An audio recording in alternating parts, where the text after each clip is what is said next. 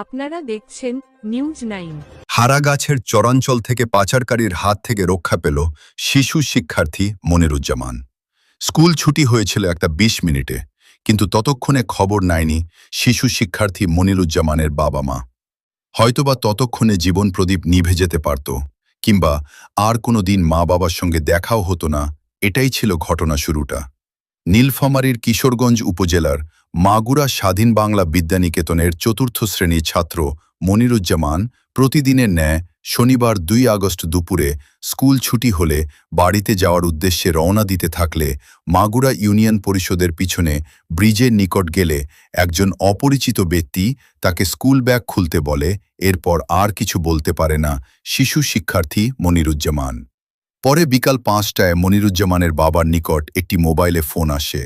সেখান থেকে বলা হয়, আপনার ছেলে আমাদের এলাকায় পাওয়া গেছে, স্কুল ড্রেস অবস্থায়, আপনারা দ্রুত এসে নিয়ে যান। পরে সেখান থেকে বাবা মা গিয়ে ছেলেকে নিয়ে আসেন।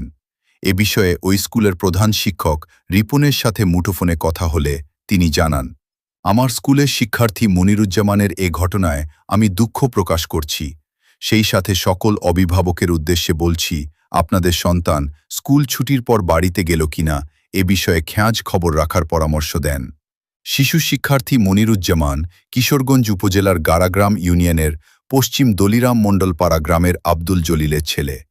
সে মাগুরা স্বাধীন বাংলা বিদ্যানিকেতনের ৪র্থ শ্রেণীর ছাত্র।